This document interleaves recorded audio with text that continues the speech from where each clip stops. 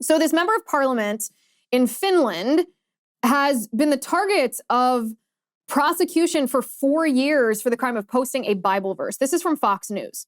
Last March, people of faith around the world breathed a collective sigh of relief when Pavi Räsänen, a well-respected member of Finland's parliament, was found not guilty by a Helsinki court in a case of legal persecution of her and Bishop Juhana Pohjola for their Christian beliefs about marriage. It seemed then that the nightmare was over.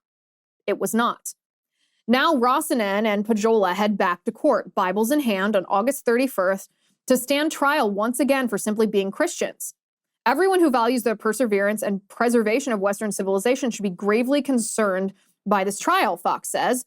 For more than 4 years, Räsänen has been investigated by a rogue Finnish prosecutor's office for the, quote, war crime of agitation against a population group, for criticizing her own church, for sponsoring a gay pride parade, and writing a pamphlet supporting a biblical view of marriage 20 years ago. The prosecution levied an additional charge against Juhana Pohjola, a bishop of the Evangelical Lutheran Mission Diocese of Finland, for merely hosting Räsänen's pamphlet on his church's website. She faces criminal charges over a single tweet, not one inciting violence, but sharing a Bible verse.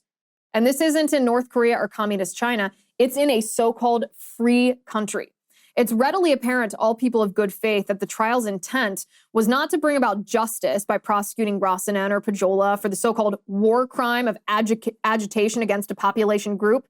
In fact, the prosecution had to search far and wide to find a single Finn even offended by the tweet or the pamphlet. No, this case features a deeper, acidic agenda to fundamentally undermine the foundations of modern Western civilization, freedom of expression, and freedom of religion. Now, this piece that I'm reading to you was written by Congressman Chip Roy. It's an op-ed published on Fox News.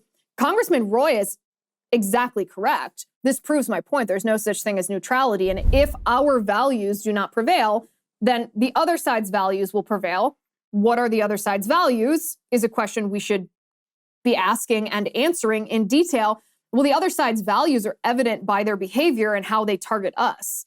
Their values are exactly the opposite of all of the values that we hold dear, and they don't want any tolerance for our religious beliefs or our principles or even our politics. To the point, can you imagine?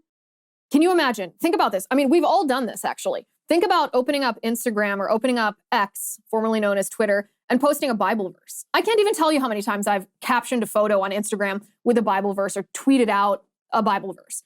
Can you imagine being prosecuted for that?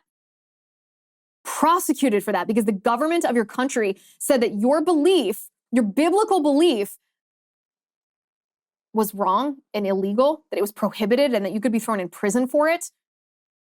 We're in an existential battle. An existential battle, not just against a Democratic Party that we think is stupid or unwise, but a Democratic Party that has been fundamentally corrupted, not just by corrupt politicians, but by a downright evil ideology. And the reason this evil ideology was able to take hold is because of the corrupt politicians who are, it's not even in past tense, who are so focused on building up their own bank accounts by selling influence and peddling access to high-ranking U.S. government officials that they've forgotten that principles even exist. They've surrendered our government to the left. And this is true, by the way, on both sides of the aisle. I'm not just talking about Joe Biden, although on Newsmax, Greg Kelly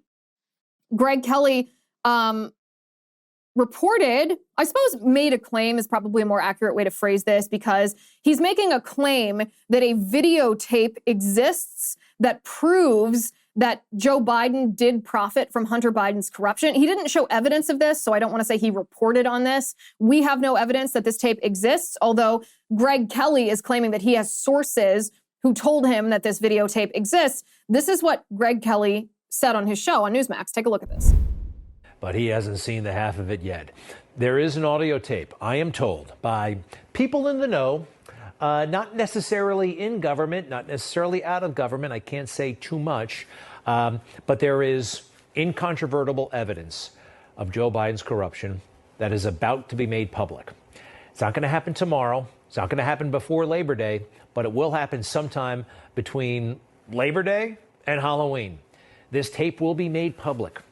I'm not sure by what entity at this point, but once it is heard, Joe Biden will have, well, he'll have only two options. Number one, he will not be able to remain a candidate for the presidency for re-election. It will be over and done with. The only thing that he might be able to do, potentially, but probably not, is remain as president. I am told this tape is that incriminating, and they're worried about it right now at the White House. They know about it. They know it's out there. There may be more than one, and it makes a lot of sense. So this is clearly a claim, not a report, because we're not shown any evidence of it. It doesn't mean that it's not true. It seems like something that could it's very believable that an audio tape, I guess it's not a videotape, an audio tape of Joe Biden exists in which Joe Biden is somehow demonstrating that he has profited from Hunter Biden's corruption. That's very believable. I'm sure that does exist. I mean, Hunter Biden with his compulsion to record himself, I find it a little hard to believe that he wouldn't have captured Joe Biden in some of those recordings. Maybe not the ones in the sensory deprivation egg, the ones smoking crack, or the naked ones with prostitutes, but stranger things have happened. So it's very believable that this tape exists. Now, would this tape somehow disqualify Joe Biden from being the Democrats' candidate for president next year? That I find to be a little harder to believe. That's a consequence. That's an opinion. That's not necessarily a report. Of course, Gavin Newsom is eagerly waiting in the background like a hungry wolf, hoping that Joe Biden falls and he can gobble him up and defeat him for the presidency. That could be true, that some in the Democratic Party are hoping that this will cause Joe Biden to feel like he has to step aside. I don't think that the Democrats would ever coalesce around or coalesce against Joe Biden based on evidence of his corruption, because we already have evidence of his corruption. We have Hunter Biden's laptop. We have emails that we've seen, text messages that we've read in which Hunter Biden is using his father's name to threaten people in China who then wire him $10 million based on this threat. We've already seen reports from Devin Archer, Hunter Biden's business partner. This is like testimony Devin Archer gave to Congress under oath that Hunter Biden put Joe Biden on speakerphone. You know, put the brand on speakerphone when he was with some of these shady business associates around the world before he collected money from all of them. Like, we have proof. We can see that Joe Biden was corrupt. So it's not like Democrats are sitting around being like, well, we just want to make sure that he has his day in court. We just want to make sure that he actually is guilty before we get rid of him. Like, no, they don't care that he's guilty.